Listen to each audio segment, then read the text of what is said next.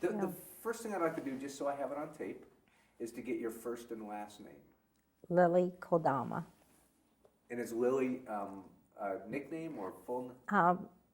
I'm not sure which is my first name. My name is Yuriko, which also means Lily. Ah, okay. And I think on my birth certificate it says Lily Yuriko. Yeah. I can't remember. It was, I think, Flo Kura that we talked to, and she was telling me her real name and what it meant. And she said, and it means like serene and peaceful and quiet. And she said, I never fit that name. Now you were, and I'll go over stuff. I know Frank's told me some things, but Okay. I'll go over like I've never All heard right. any of the That's stories fine. before. You, you're Nisei? Sansei. Sansei? Yeah. So your parents, your grandparents came over? Uh-huh. My grandfather was in San Francisco, and he was expecting his his picture bride, I guess, or anyway, I'm not sure. It must have been an arranged thing. And she was due to arrive in San Francisco, but the great earthquake and fire happened. It was 1906. And so then the ship that she was on was diverted to Seattle. And so he had to come up to Seattle to meet his bride-to-be. And so that's how they ended up in the Northwest. And so then they stayed in Seattle, the two of them. And then I think barely a year went by and they had my mother. And so she was born in Seattle. So coincidence. Yeah. Right. Wow. And I'm not sure exactly how he ended on Bainbridge, other than I think he heard there was good farmland. And so he came over to the island. Do you know what he was doing in the Bay Area? I'm not sure what he was doing in the Bay Area, but he worked in a restaurant in Seattle. So I'm sure he was doing menial work of some sort there. So I have no idea. But we know that, well, see, my mother has always said her birth date was 1906. And so we said, how can it be 1906 if the earthquake and fire was 1906? And so then we found that the Japanese consider that you're 1 year old the day you're born.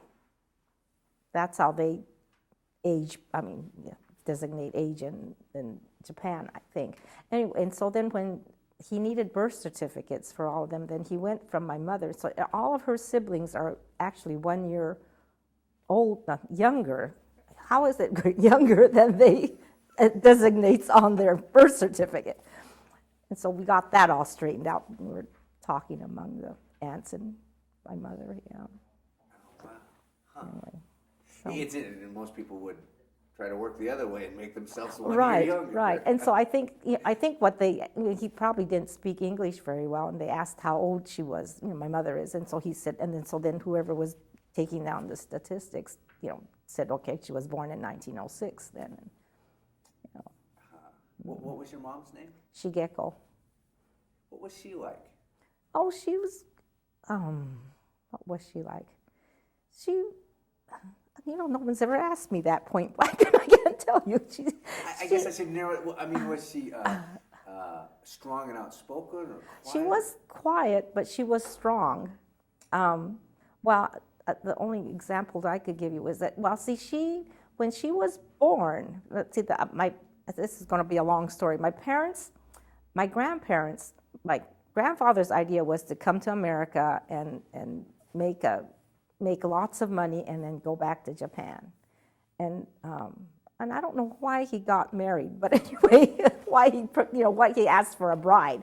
But anyway, here they were both working in this restaurant, my mother says. And then when my mother was born, they realized they couldn't keep working because her mother couldn't keep working to add to the coffers. So then they sent my mother as a baby, as a baby still in diapers and on breast milk, I think. But anyway, she said they sent her back to Japan on a ship with two bachelors who are going back to Japan. She says that her uncle tells her that she was sent with a bolt of flannel for her diapers, and a case of canned milk. And, you know, the ride takes 2 weeks, I think, at the time to go across the ocean. Anyway, so here she was with these two men who probably never knew anything about it. And so then she's to be met in Japan by her uncle, who's now going to take care of her. So she was raised as a baby until she was 12, 6 or 7. She went through the 6th grade, maybe 10, in Japan. And she really didn't know her parents at all. She was born in Seattle, but she was raised until she was into grade school in Japan. And then her parents came back to Japan. And by then they already had 3 other children. So my mother said, you know, my aunt Arima, Fujio, who was the next oldest, she was already pregnant with her, and so she had to quit work anyway. But anyway, so then my mother was brought back to America, and then she said, see that I'm losing my train of thought. Well, you want to know what she was like? She had to quit. No, this is fascinating. Okay, well then, anyway, in Japan, her uncle was a teacher and eventually a principal of the school, a grade school, and my mother was a star pupil, but she said she remembers being ostracized by the other kids. And they would say, well, you got good grades because your uncle is the principal. And well, anyway, and she really loved school. But then when her parents came my grandparents brought her back to America, she had to quit school and then adjust to America then. And it was by then they were on Bainbridge Island. And then she was considered the oldest. I mean, her sister, Fujio, thought she was the oldest all this time. So there was all this rift and stuff. But anyway, my mother had to quit. She went to 1 year, I think, to 6th grade at the little school on the island, 5th or 6th grade. I mean, that's the highest she went was 6th grade. And then they decided they needed more help on the farm and that, Shigeko, since you're the oldest, you have to help. And so she had to quit school. And so then when I finished college, and a friend and I, we decided we're going to go to college together, and we looked at Linfield and all these other colleges. And my father saw how much tuition and going away to school in Linfield in Oregon would be, and he told my mother, no, we have to save money for Frank, because our son has to go to college. And my mother said, and she told me, she said that she always regretted not going to school. And so she said, well, I'll find a way to send Lily to school. And so then she's the one who planted all these raspberry plants, and she ran the raspberry farm, and that paid for my tuition. Well, I went to the U then. And anyway, so that shows you what kind of strong person she is. And so she really was pretty enterprising. She had raspberries, and I think she made more money than my father, actually. But anyway, that describes her. And not only because raspberries were not the primary crop on the island. And I think she was one of the first to grow that, at least as a commercial crop. And then when the raspberries, it got difficult to have pickers, and she got older, instead of having the land fallow, she planted Christmas tree seedlings. And she was the first to do that, too. And so we still have all those trees that are now 50 feet tall, some of them. And so she was really a strong and entrepreneurial person. And the other thing I learned from her is to be tolerant and she treated everyone the same. She was respectful for everyone. And so with the Native Americans who worked for her and the Filipino Americans, I just never thought of them as different. They were all, and I think that's where our whole family gets, we're all, we're not condescending. I don't want to be condescending. It's just that we feel it's a normal course of. It was never an issue. It was never an issue, and it's, Wow, what a fascinating lady your mom must have been. Yeah, she was, really. And she had to be strong when we were all taken away, because my father wasn't with us, because he was, Frank probably told you, taken away. So now your mom and dad are running strawberries and raspberries and. Well, actually, my mother was, because see, my father had he was a person who didn't have much schooling, but he did all kinds of work. But he eventually ended working for Freelander, Mr. Freelander, the patriarch who started Freelander and Sons Jewelries. And he was he worked as a salesman, and by that he took his wares and went out to different Japanese communities and sold things. Anyway, so after the war, my dad went to Mr. Freelander, and Mr. Freelander loaned him enough money to open his own jewelry store. Well, because my father went to Chicago from Minidoka, I think you could leave to go to either to find work or to take classes, and he went to Chicago and went to watch repair school. I guess because he must have been thinking he's eventually going to work for Mr. Freelander again. He must have, I have no idea. But anyway, he got money from Mr. Freelander to open his own jewelry store. So after the war, he had his jewelry store and watch repair place on Jackson Street and down in the International District in Seattle. And so he commuted back and forth to his store. And so then my mother, so that's why my mother said, well, I'll find a way to make money, and that's the raspberries and so she was the farmer, and he was this, but that's what I meant, that I thought made more money than he did. Wow. Do you know, because your mom was kind of ahead of her time.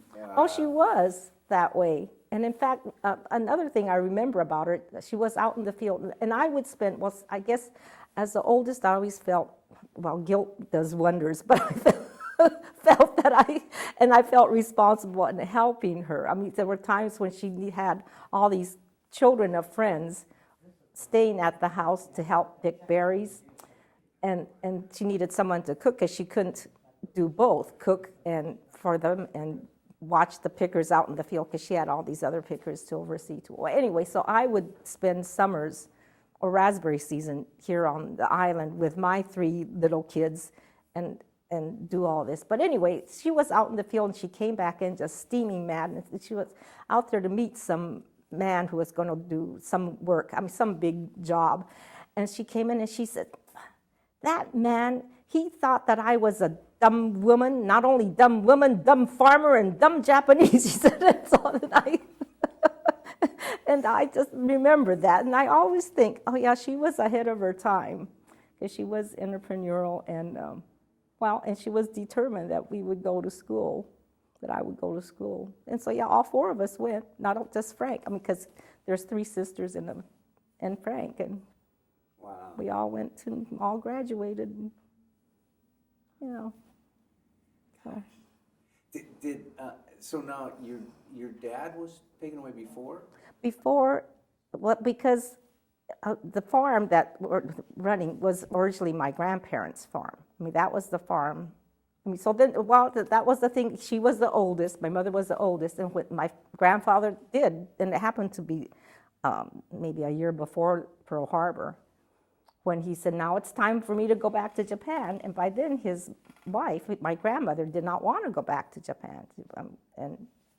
And so anyway, he took the 2 youngest. My mother was married then, and my Aunt Fumi, whom you're going to talk to later, she was married, and everyone was married except the 2 youngest siblings of my mother, and it was Aunt Midori and Uncle Takeo. And so he took the 2 of them and his wife, my grandma, back to Japan. And so then that was in reverse for Aunt Midori, because she was actually born in the house that I live in now, because now we have, well, anyway, when they did, then they offered to sell my parents, he offered to sell my parents the farm in the house. And so that's how my mother was able to grow the raspberries and strawberries. Anyway, there's another story to that, in that, so my mother said that faithfully she and my dad would send a monthly payment to pay off the $10,000 that her dad offered to them. And so she's, one year, my cousin was visiting from Texas, and all the aunts, including my mother, and they were all sitting around the table at our house, my house in Renton, and Natalie says, okay, now that I've got all you aunties and sisters together, I've got to get some things straight. And so that's how we started talking about our past and how well, anyway, so one of the things she asked was, okay, Aunt Shigeko, how did you end up with the property? Because that was, and so that's what my mother's saying this, and see it, and my Aunt Fujio, the one who was the oldest for a long, until my mother came along. Well, anyway, my mother said, well, my father said we could buy the farm. So he would offer it to us, me first, because I was the oldest, that we could buy the place for what he paid for it. So for $10,000, we got the farm. And so my Aunt Fujio, who knew all about all these things, said $10,000, he just paid $5,000 for it. And that was the first time my mother realized that her own father, made money from the farm sale. And so that was a real hoot. We just all burst out laughing. And anyway, that's the story. And so... boy, that is... So did your grandfather must have gone back to... He went back to Wakayama, where his family originally was. And then, in fact... I think it's 2 years ago, I went to Japan with my Aunt Fumi, and we're looking at old pictures, and I'm asking Aunt Midori, I said it must have been hard for her to go back to Japan after she grew up in America, on Bainbridge Island. And she said, yeah, she had to wait a whole year before, it took her at least a year to catch up with the schooling in Japan, but now she's very bilingual, and she comes to visit every other year about, and she always is surprised at how much Seattle has changed and the island has changed, the usual stuff. But anyway, we're looking at old photos in her collection of photos, and there's a picture of this huge house on a knoll, and she said, oh, that was their family home. And see, when my grandfather went back to Japan, the first thing he did was build this huge house on the family property in Japan. And she said it was bombed during the war, during World War II, because she said she's sure that the enemy, by that enemy, the United States forces, thought it must belong to some important person because it was so big. That was Aunt Midori's attitude. And so then I thought, yes, then she said, yeah, he just wanted to show all the people in the countryside that he really did well in America. He built this big, huge house, but it went up in flames. But no one was hurt, But anyway, so that's the big family story. Wow. It's interesting because I've talked to a lot of people, and their grandparents had come over planning to do that, come over, generate some money, and go back, where a lot of them didn't. So your grandpa actually succeeded in right, his dream, and he did, and he never did come back to America. In fact, he purposely didn't renew his passport, my mother says. But my grandmother, who didn't really want to leave, came back each time any of her daughters had children, had babies. And so, in a way, she was more here than there, because there was a baby being born all the time, I think. What's and just one thing here, what's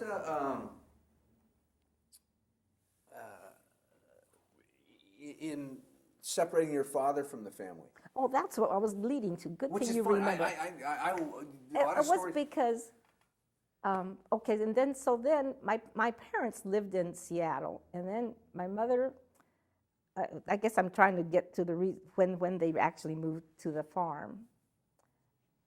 Anyway, my mother kept having miscarriages, and so the doctor told her, you just have to probably change your, the city living must be too stressful. Anyway, they ended up then buying the farm and moving onto the farm, which we live in on now. And anyway, and so it was a farm, and so when the FBI came, there was dynamite in the barn and rifles for hunting. And then my father could not prove his citizenship. He claims that he was born in California, and he claims that his proof of citizenship went up in smoke during not the fire or something. Anyway, so he never had a birth certificate. And so then, for that reason, no proof of citizenship and dynamite and rifles.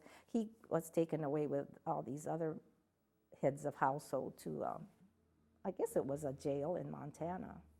Do you remember, were you old enough to remember that happening? I remember him leaving, but on the other hand, when he commuted to Seattle, I remember saying goodbye to him every morning, giving him a kiss, and he caught the ferry, and then he'd come home, and my mother would have the outside Ofuro, the bath, hot and ready for him to get in. But he wasn't home all day. I mean, it was just, and so I don't remember missing him so much. I mean, it was as if he went on. Oh, and then I guess he did, and then he would go out of town traveling with his wares. And so I don't remember any kind of trauma because of that, but I remember him not being with us. And so then my mother, by herself, had to get ready to be taken away to Manzanar, to camp. It's interesting because, again, you were, what, 7 years old? 7. So there's a 7-year-old perspective. Your dad left and went to work. Right, so. right. Yeah, and that's really the same as I feel. I mean, I don't feel anything of great, nothing, I don't feel any bad memories about that whole time. I mean, it was just sort of a matter of course, not matter of course. It's only as an adult looking back, I think, oh, how terrible. But as a child, it was like an adventure. It was like because my mother, for one thing, said we're going on a special vacation. And those days, for my mother to say we're going to go school shopping to Seattle, that was a special event. And I remember, not sleeping at night because I was so excited about getting on that ferry to go to Seattle. And so we're going to take the ferry and we're going to probably get on a train. We've never been on a train before. It was a big adventure. And I think, as a credit to her, that's how she meant it to be for the children, I think. In those days, we were not as worldly, I don't think, as children are today. Well, it's interesting because you see the perspective. I mean, like you said, going school shopping was a big adventure. Oh, it was, to get new shoes. I mean, yeah, right. All that has changed too. But yeah, no, just to take the ferry was a special day to go to the big city. Yeah. And it sounds like your mom probably also was working to protect you. Yes, she was. In hindsight, I know she was. But yeah, and then as I said, I don't think we were. I don't know if 7-year-old. I think maybe 7-year-olds nowadays would be more aware of world situations. But I think we were. I mean, there wasn't TV and there wasn't instant news. I mean, we did go to the movies and we saw RKO News. I mean, and then that could be months old. The newscast reel, and even then, I think it went over my head. Because it's funny the stuff you remember. You remember the RKO, right? And the rooster. Yeah, I remember that, but I don't remember the news. Yeah. Do you remember the day that you walked down and got on them? It's hard to distinguish what I remember and what the pictures I've seen and what people have related to me or my mother said or what I've heard. But I remember more the train, my first. I remember the soldiers because that was impressive. I mean, I've never saw a real soldier. I never saw a real gun with a bayonet at the end, and I thought that was really kind of exciting. And I barely remember the ferry boat ride. It's interesting, but I remember the train, and the part I remember about the train is that it must have been an overnight train ride because there were Pullmans, and I remember arguing over who gets to sleep on the top one. See, and those are the things I remember. And then I remember, I remember my mother saying, she said this is a vacation, and I remember getting the first glimpse of those barracks, and I remember saying, oh, look at the rhubarb huts, because my uncle grew rhubarbs, and they were in tar paper buildings that were long, and it looked just like those barracks did. And so then, and I thought, oh, there's lots of rhubarb huts. And then that was where we ended up. And my mother said to me that I said, well, what kind of vacation is this? Because But once there, that was another thing. Even to play with my cousins who lived, a mile and a half away. I mean, that wasn't something that happened daily. I mean, we didn't see each other or had playmates except our siblings, unless it was a special family occasion or a gathering. But here, there were playmates and cousins every day. And so for that, so what I remember is it was sort of a fun thing. And that is where it becomes interesting because, from a child's eye, because you're so protected. Right. And you don't, you really, I mean, as a small child, I don't think, it's like you adapt to camping. I mean, you don't think about the luxuries of overstuffed furniture and, nice bedding. I mean, I don't remember it bothering me, except that I think the other thing I remember was eating lunch once, and we were served cottage cheese, and there was a dietitian, and I don't know if she was there especially for the children or what, but all I remember is I did not like cottage cheese, and she would not and I don't think most of us did, and she would not let any of us leave until we finished it. And I was the last one because I was just not going to eat that. And my mother finally came looking for me. But I remember that. But other than that, it was not a bad experience from a child's point of view. I just look back and think, it must have been really hard for my mother and for teenagers or, older, That's where it sounds like the parents... and what it did to the family. And so, see, I'm not a very good, when people are looking for the dramatic and something, that I'm not a very good interview. But and that's what's interesting, because history books do one thing. They just give us the names and dates and places. Hollywood dramatizes and glorifies. Right. And it's funny because I've talked to people and that's what they've said is we want dramatic history. And I'm saying, no, I want to know what it was really like, because we're trying to tell about... Right. And so from a 7-year-old child, that was your view, was... We had playmates and we had school, and there, and there were traumatic incidents, childhood incidents, I suppose, but that would happen no matter where.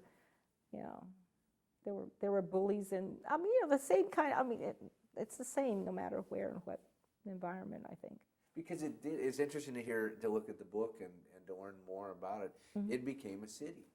It did. It did. It was, I always think of Lord of the Flies, where the young kids become isolated in one place. I can't remember the name of the story, but anyway, Lord of the Flies. Yes. Isn't that the one where you just tend to do that? I think. Yeah. That's what's interesting, because in juxtaposition, we've talked to people that have been in German prison camps and Japanese prison camps, and you know what? Even some of the people that were in these tragic situations, to hear them talk, they still talk like you. They found pieces of normalcy. Right. They went on with life. Yeah, you do. I think you have to. Yeah. That's part of survival, I guess. So. I think that's the big thing, survival. Do you remember any holidays, like a birthday or Christmas, or? I remember they had. See, that's what's interesting. It must have gone on just as usual, because we had, we used to have stockings that we hung before the war. I mean, we did all the things, and so it must have happened then too. But I remember there was a Santa Claus. I mean, someone dressed up as Santa Claus, and then the rec hall or the mess hall, which is, to me, it was the same building, but I remember a fake fireplace, and there was a tree, and that kind of thing. So the things like that went on. But I do remember, there were movies shown, and so I do have autographed photographs from movie stars, because we could send letters out, and I wrote, Dear Mr. Ladd, please send me an autographed photograph. And I would sign my name and address, and by golly, I'd get this autographed photograph from Alan Ladd. I still have it. I've got ones from Lana Turner. And, yeah, I got quite a few. And so, yeah, the holidays went on, I think. But, you know, it must have been just, for me, a normal course of events because nothing sticks out in my mind. It's school? School, and in schools, we had to walk several blocks away to school. And I was just telling Frank last night that I remember, well, we were talking, somehow we got on the subject, but that I was the oldest and I always had to be taking care of one or the other of them. And Frank, we were walking home either from school or somewhere, and it was after a storm, it rained, and you know, it's just sand, and he got stuck in the mud. I mean, he stepped in and I couldn't get him out. And so finally I left him there and ran back up to our barrack and got someone to come and pull him out of there. And Frank said he remembers being lifted out and his boots staying in the mud, you know. And then another time I had to be sure to wait for my sister Frances, who's 2 years younger than me. And for some reason, she had to stay after school a lot of times. And so I had to wait for her. And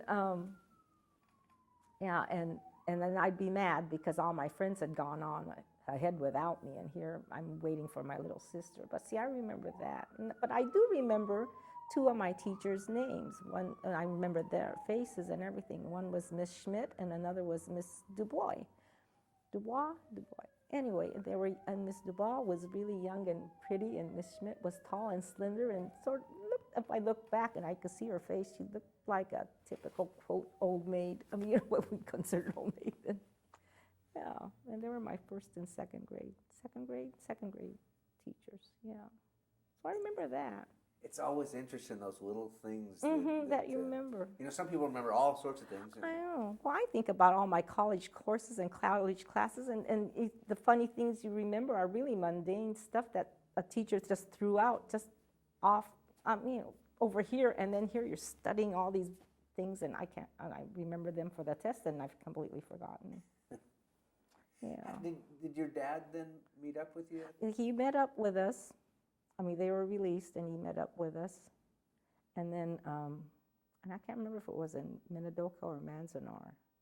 But anyway, he did come back, and then it was soon after that when I may be wrong in how it goes, but where the government gave families or heads of households a chance to say they would rather go back to Japan. And my father, who was so ticked, he had a temper about being taken away in the first place, said, well, he didn't want to stay in a country that treated him that way. And my mother said, no, all of our children were born here. We're both born here. You don't want to do that. And he was so mad, he just said, yes, he would go. And so then they gave him a second chance. I mean, they gave him a second chance, I think, because they thought there were many other people who felt like my dad. Well, anyway, my mother said that was the one time. The first time, maybe she hadn't much later. But anyway, that she really, literally said, or I think she told him she would kill herself if he, yeah. And she made him change his mind because she knew he was really mad. But anyway, she said that was the first time she ever went against what he said. Yeah.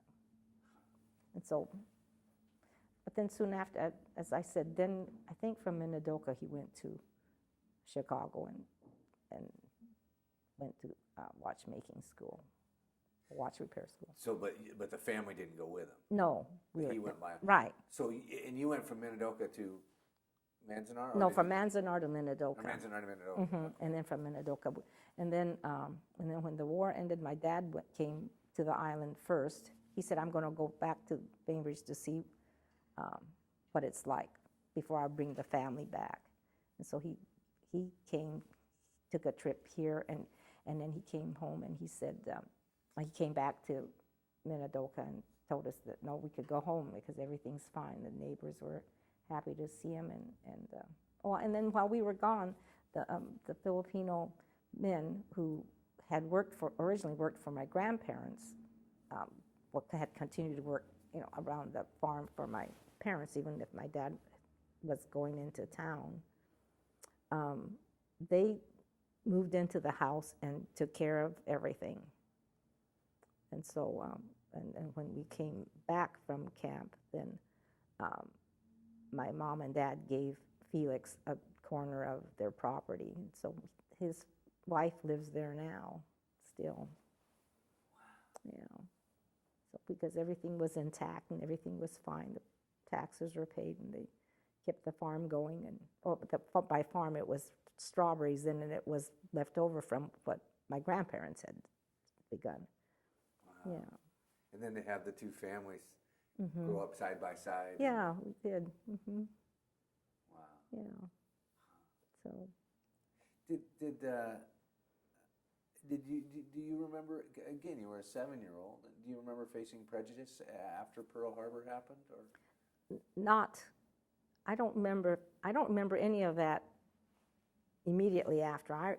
We faced prejudice after I grew up, but not on the island at all. And in fact, after the war, well, we were school shopping again. I was 12, and we went to, I can't remember, it was the Bon Marché or one of the department stores, and we're sitting in the shoe department, and we waited a long time, and I noticed other people being waited on. My mother finally said, well, okay, we're gonna go. We're not gonna find anything here, and so we got up and we left. And then I was sort of mad about that, but I did as my mother said. And then as we're walking back to the ferry, then this man came up behind us. This is my mother and I, and he said, why don't you go back where you came from, you blankety-blank Japs? And I was ready to turn around and say, I was 12 years old. I'm ready to spout. And my mother grabbed my arm and said, don't say a word, just keep walking. And so we just walked home. We walked down to the ferry, and I remember that. And I remember how angry I was. And so I remember that feeling when the civil rights affairs began, and people were,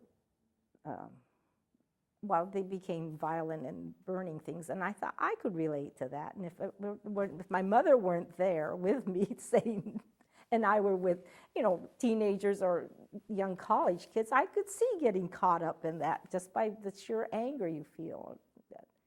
But anyway, that's what I remember. And then even as adults, when Joe and I were married and we went down, which was 40-some years ago now, but it's hard to imagine. But there were times when you were hesitant about stopping for a motel because you didn't know whether you're going to be turned away or not.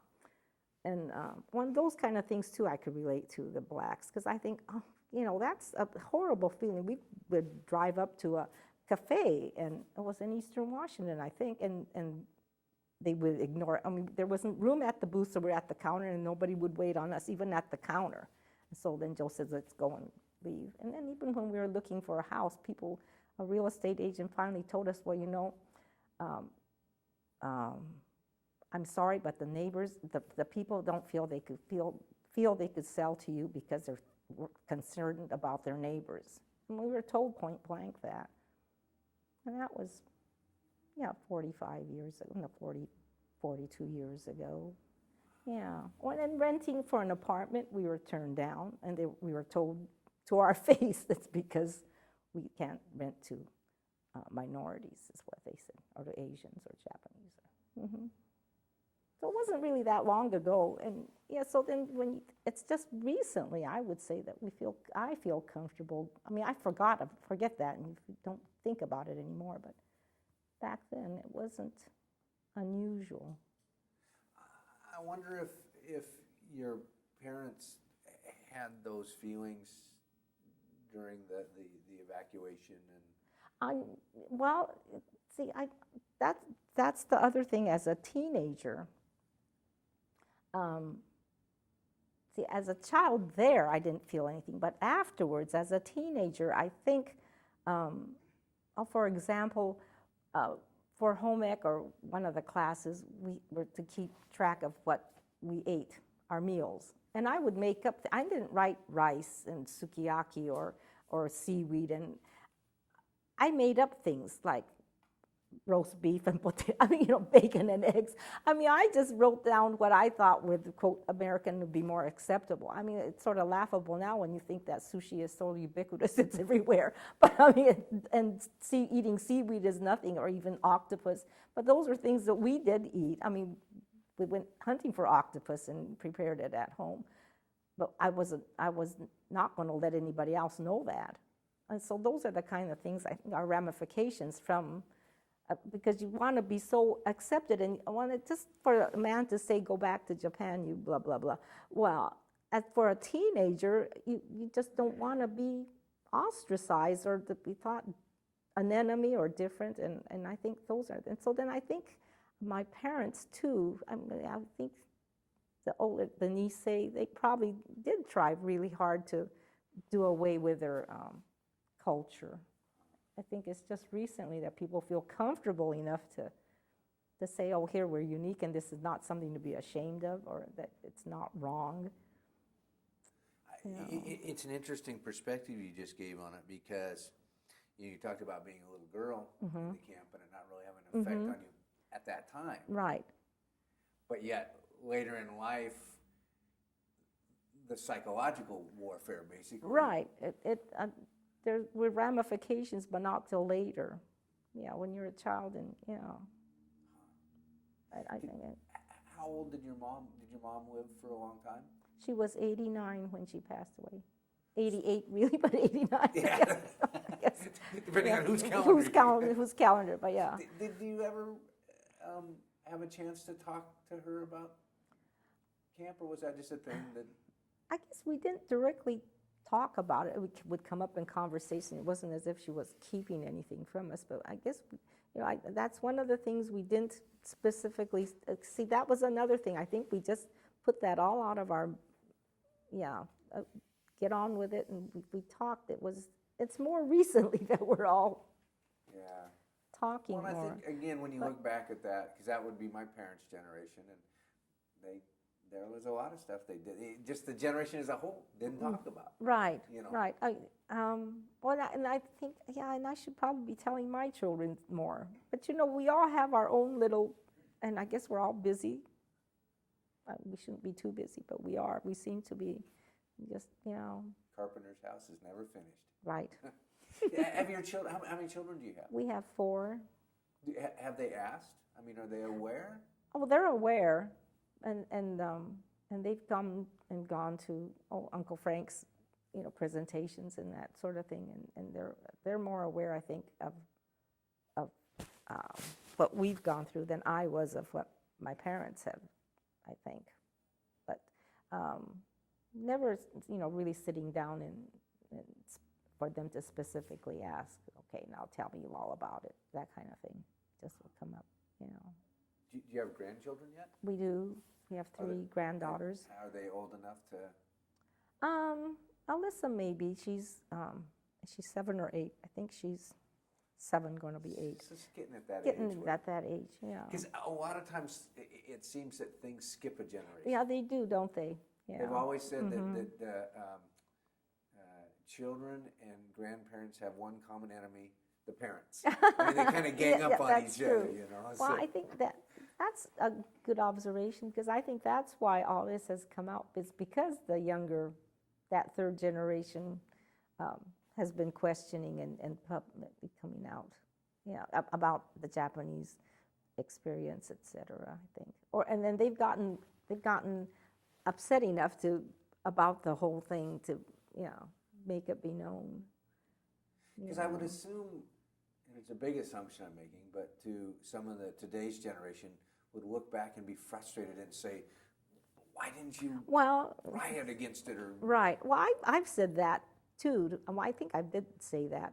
And my mother said, well, you just didn't do that kind of thing. And looking back, I know I wouldn't. I mean, even now, it takes a certain character to be able to go against the mass, even if you're right or feel you're right, to really stand up and go public about it. I mean, we talk about it individually, but Because look at your mom, who was this strong-willed person and everything, but yet even the time you told 2 times, telling your dad, you know, no, we were born here and you don't want to go back. Right. I'll kill myself, and telling you, Yes. don't argue with that man. Right. But yet she, for some reason, chose not to. Right. She wasn't going to, yeah. See, there were Gordon Hirabayashi, and I can't think of, there were just very few who did protest the whole thing. And then looking back, I think, oh, that's a terrible thing. And would I have gone along with it if I were my mother at that time? And I can't say. I've thought that because I realized my mother was only 35. I mean, you know, all these, I thought, oh, she was an old person. But, you know, she was only 35 when she had 4 children to gather together and decide what to take and do all that sort of thing. And so, no. And so that's when I really admire Mr. Woodward. He was all alone voicing what was really right, but all alone doing that. And and Mr. Hirabayashi, Now, Hirabayashi, I haven't heard of. Oh, I think he's now a professor at some, I think he was jailed because he protested the whole relocation idea. And it's just been in the recent past that he's been exonerated of that. Yeah. He could be someone you could interview. Yeah, you could find out about him. It's interesting because, again, you put in some very interesting perspective. You talked about if you were in that situation of your mother, what would you have done? So now, looking ahead, or today, could it happen again?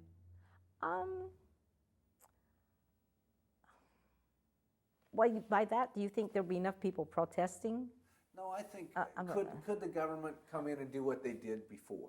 Well, I think so. I think it's, in fact, it might well be happening now where they have prisoners of Muslim or Arabian background, and that they're holding without due process. And I mean, it could very well be happening right now, I think. Just recently I read where for even this young American kid who, well, I really question whether he's going to get a fair shake, and that's without due process. I mean, I think that can easily happen. There's during the Iranian conflict, I mean, they really were ready to round everyone up then, I think. At that time, if it got worse, they would have. Because I think fear, and it's really fear, I think, more than hate, there's a basis for a lot of action. And, because,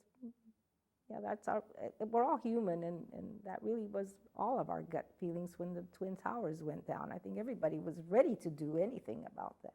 But then, you sort of lean back and think more carefully. Yeah, as long as that frenzy doesn't get... Right. I mean, you look at how powers that get... You look at Hitler, how he controlled masses, and you get... Right. You could get... Well, and you think about, just even the slavery and I mean, it's just, I think recently that people are seeing that Black Americans are just as intelligent and has the same span of mental abilities or whatever.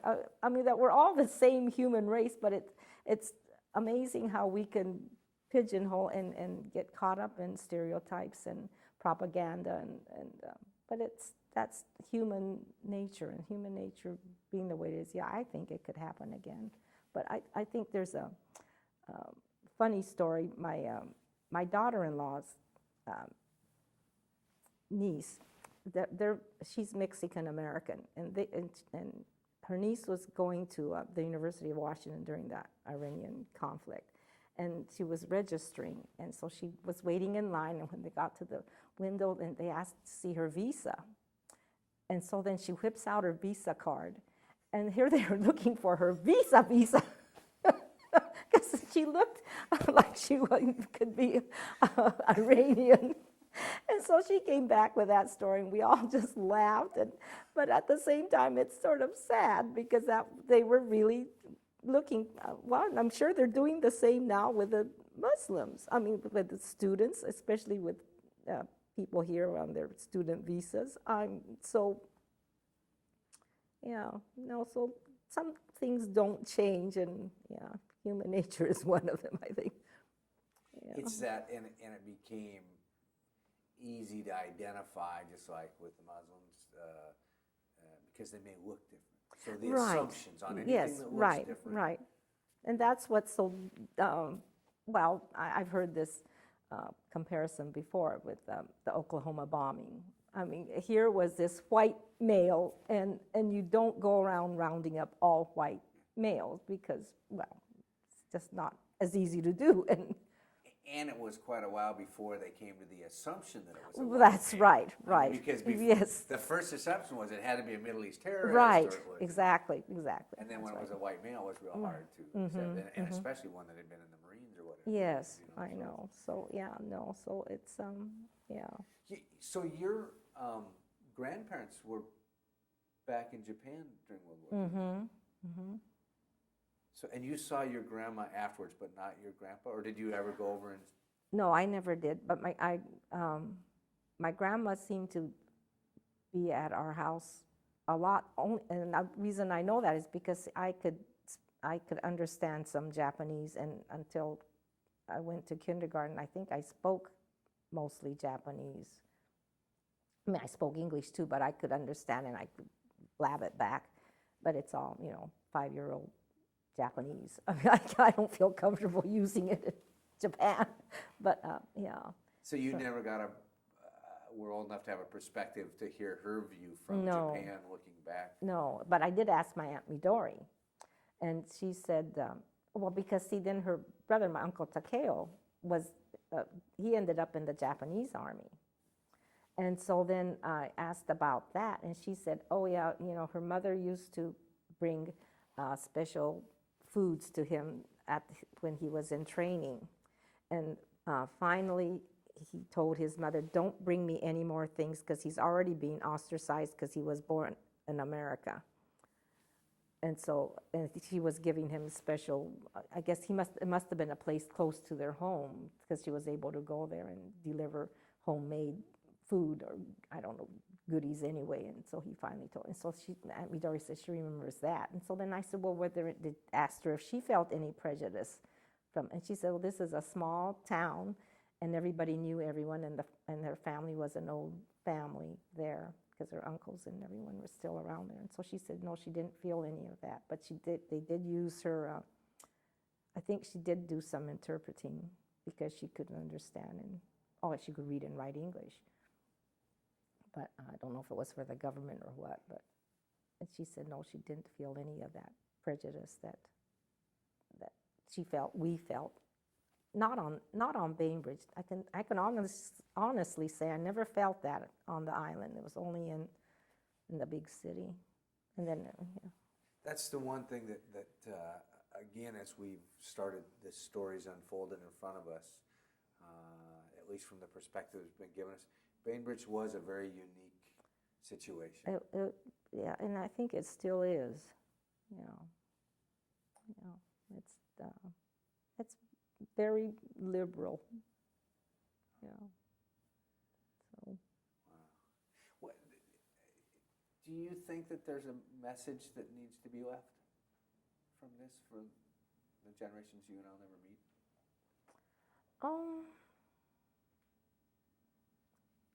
The message is